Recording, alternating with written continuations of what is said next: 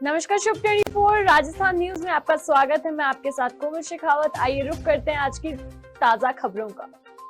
टोंक जिले के पीपलू थाना क्षेत्र में बजरी लीज धारक के गुंडों द्वारा किसान शंकर मीणा की हत्या कर देना दुखद प्रकरण है। राष्ट्रीय लोकतांत्रिक के सुप्रीमो व नागौर सांसद श्री हनुमान बेनीवाल जी ने कहा कि जिस लीज धारक के नाकों पर बैठे लोगों ने शंकर की हत्या की, उन लोगों की गाड़ी को पुलिस की गाड़ी एस्कॉर्ट कर रही थी, जो यह दर्शा रहा है पुलिस की ऐसे माफिया के साथ गठजोड़ है। सांसद बेनीवाल जी ने घटना की जानकारी संज्ञान में आते ही तत्काल भोपालगढ़ विधायक पुखराज गर्ग तथा मेरठा विधायक इंदिरा देवी बावरी को मौके पर जाने के लिए निर्देशित कर दिया था। श्री बेनीवाल ने जारी बयान में टोंक के कलेक्टर व जिला पुलिस अधीक्षक को इस मामले में हटाने की मांग की है। वहीं कांग्रेसी नेता श्री सचिन पायलट से भी इस मामले में अपनी खामोशी तोड़कर बजरी माफिया के खिलाफ बोलने की बात कही है। कहां सचिन पायलट टोंक जिले से चुनकर आते हैं, उन्हें भी बजरी माफिया के खिलाफ बोलना चाहिए। उन्होंने कहा कि प्रदेश में बजरी माफिया की गुंडागर्दी को हम प्रदेश में खत्म कर देंगे। श्री हनुमान बेनीवाल जी ने इस स्वयं मौके पर आने की बात कही है। पीपलू क्षेत्र के अंदर जिस तरह बजरी माफिया के गुंडों ने शंकर मीणा नाम के किसान के बेटे की जो बर्बरतापूर्वक हत्या की है और उसमें गुंडों की गाड़ी के साथ पुलिस एस्कॉर्ट कर रही है और बुरी तरीके के साथ गंभीर मारपीट की जाती है, पुलिस की मौजूदगी में दम तोड़ देता है। ग्रामीण डेड बॉडी लेके बैठे हैं, लेकिन पुलिस तीतर बीतर करना चाहती है। मैंने आरएलपी के दोनों विधायकों को मौके पे भेज दिया है और मैं स्वयं भी थोड़ी देर बाद यहाँ से रवाना हो रहा हूँ। ये आर पार की लड़ाई होगी। बजरी को लेके जिस तरह माफिया सरकार को जेल में रह के चल रहा है, हम बजरी ठेके को निरस्त कराएंगे, माफिया राज खत्म करेंगे राजस्थान के अंदर। ये जो उनकी गुंडागर्दी है, जिस तरह बाड़मेर के अंदर माफिया ने बदमाशी करके एक व्यक्ति को मौत के घाट उतारा, भिलवाड़ा के अंदर गुंडागर्दी करी, पूरे राजस्थान के अंदर ये भारतीय जनता पार्टी और कांग्रेस के नेताओं को जेब में रख के घूम रहा है बजरी माफिया। वे जातीय जेल खोलने की कोशिश कर रहा है। मेरी वहां लोगों से अपील है कि आप एकजुट होकर मजबूती से लोकतांत्रिक तरीके से मुकाबला करें। मैं स्वयं इनके बीच आ रहा हूं और अब की बार ईंट से ईंट बजा देंगे सरकार की। और प्रशासन अगर जबरदस्ती परिजनों को डराने धमकाने का प्रयास किया तो अंजाम ठीक नहीं होंगे। मेरी इस मामले में कांग्रेसी नेता सचिन पायलट से भी मैं आग्रह करूंगा कि वो अपना मुंह खोले, कुछ बोले तो सही। तो उनका हल्का है, वो कब बोलेंगे? रोज तो खूब बोलते हैं वो भ्रष्टाचार के खिलाफ, माफिया के खिलाफ। तो बजरी के मामले में भी सचिन पायलट को बोलना चाहिए, क्योंकि लोगों ने 18 का जो वोट चुनाव था उसमें इनके नाम से भी टोंक जिले के अंदर वोट डाला था। मेरी सचिन पायलट से ये मैं मतलब अपील करता हूँ इस मामले के अंदर बोले बजरी माफिया के खिलाफ और खुल के सामने आए। ये मेरी उनसे अपील है। मैं शीघ्र ही यहाँ से रवाना हो रहा हूँ। सरकार को हम चेतावनी दे रहे हैं कि सारे जो भी गुंडे थे उनको पकड़ा जाए। 120 बी का मुलजिम लीज धारक है, उनको भी 120 बी का मुलजिम बनाए। जो एस्कॉर्ट गाड़ी कर रही थी, उस गाड़ी के लोग जो पुलिसकर्मी थे उनको भी मुलजिम बनाया जाए। एसपी कलेक्टर को तुरंत हटाया जाए टोंक के। ये घटना छोटी नहीं है, ये पूरे राजस्थान के अंदर फैलेगी। राजस्थान का जवान टोंक में शंकर मीणा के परिवार को न्याय दिलाने के लिए लाखों की तादाद में जाएगा। आवश्यकता पड़ी हम राजधानी को घेरेंगे। मैं टोंक जा रहा हूँ। राजस्थान कांग्रेस को लेकर दिल्ली में सियासी सरगर्मियां तेज हो गई। राजस्थान को लेकर दिल्ली में लगातार बैठकों का दौर जारी है। दिन में बैठकों के बाद प्रदेश प्रभारी सुखजिंदर सिंह रंधावा और प्रदेशाध्यक्ष गोविंद सिंह डोटासरा ने कांग्रेस अध्यक्ष मल्लिकार्जुन खड़गे से मुलाकात कर उन्हें राजस्थान के सियासी हालत पर फीडबैक दिया। डोटासरा ने इसे शिष्टाचार मुलाकात बताया है, लेकिन बताया जा रहा है कि कांग्रेस की खींचातान मिटाने और संगठन के लेवल पर खाली पड़े पदों पर भरने के मुद्दे पर भी खड़गे से चर्चा हुई है।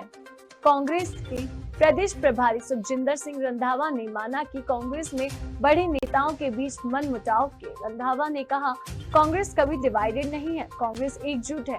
नीचे के लेवल का वर्कर पूरी तरह से एकजुट है। अगर किसी तरह का मनमुटाव होगा, पर्सनल ईगो होगा, तो ऊपर वालों का होगा। कांग्रेस कार्यकर्ता का एक ही टारगेट है कि पार्टी के लिए काम करना है। कांग्रेस में लड़ाई के सवाल पर रंधावा ने कहा है कि यह कांग्रेस का कल्चर है कि कोई लड़ लेता है, लेकिन वह कांग्रेसी है, यह बीजेपी नहीं है। कोई अपनी जुबान नहीं खोल सकता। कांग्रेस में कोई भी नेता अपनी बातें कह सकता है, शिकायत भी कर सकता है। उसकी बात या शिकायत हम सुनते भी हैं।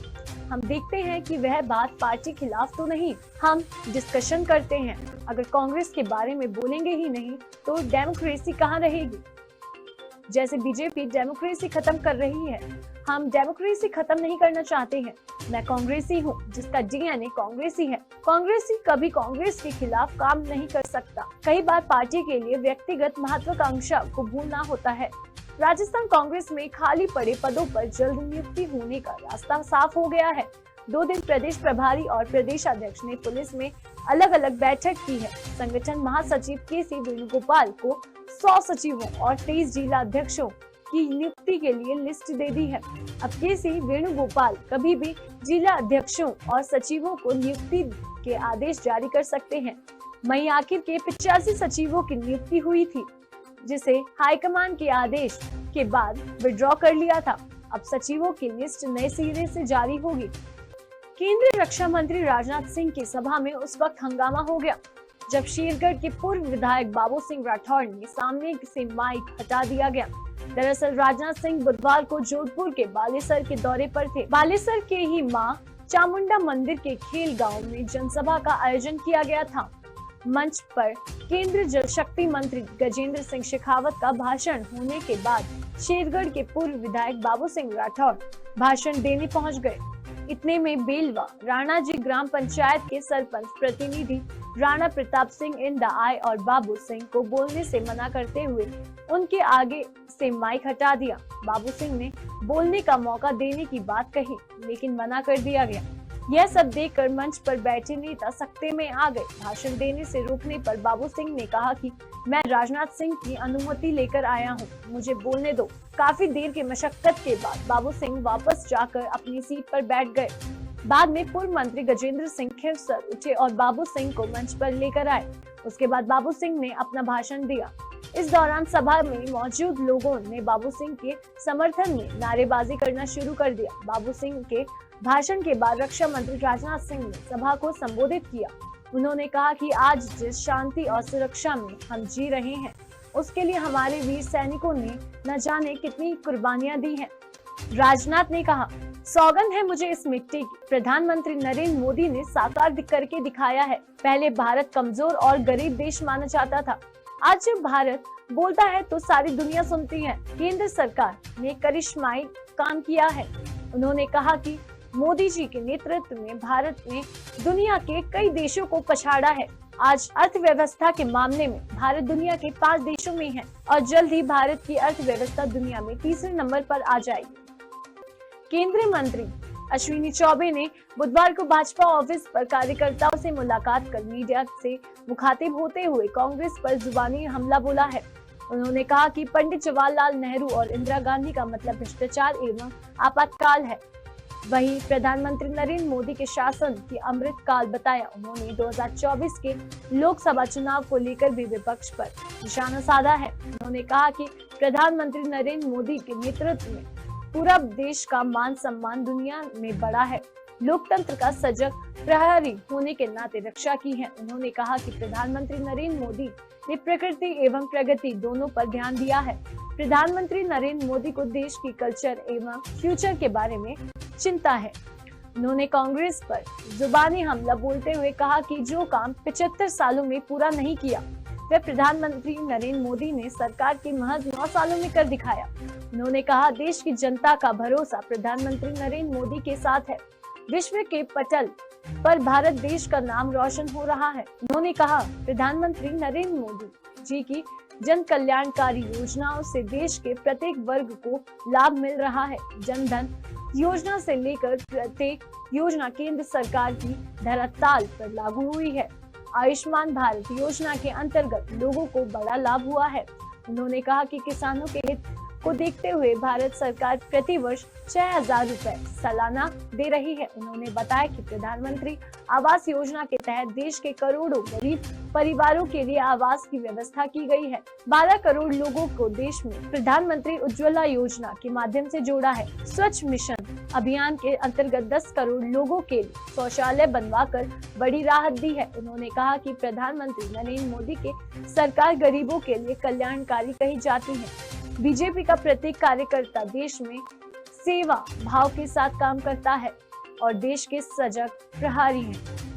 जिला प्रशासन की ओर से अल्पसंख्यक छात्रावास और मदरसे के नाम पर 3 अलग-अलग जगहों पर 4 गांव भूमि आवंटित करने पर सर्व हिंदू समाज ने रोष जताया है। मामले को लेकर बुधवार को हिंदू संगठनों के पदाधिकारी जिला कलेक्टर कार्यकाल पहुंचे और नारेबाजी का प्रदर्शन किया। इस दौरान उन्होंने 4 गांव भूमि को मुक्त कराने की मांग को लेकर जिला कलेक्टर को ज्ञापन भी सौंपा।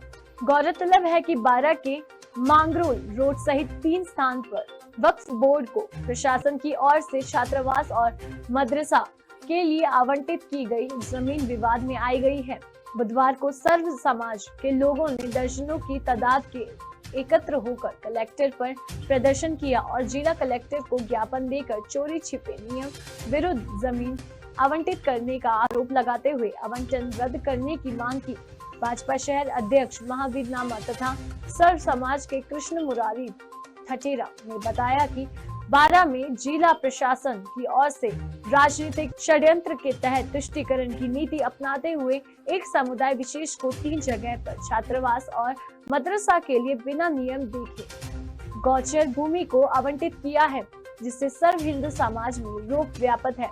उन्होंने कलेक्टर पर प्रदर्शन कर उक्त जमीन का आवंटन रद्द करने की मांग करते हुए जिला कलेक्टर को ज्ञापन दिया है।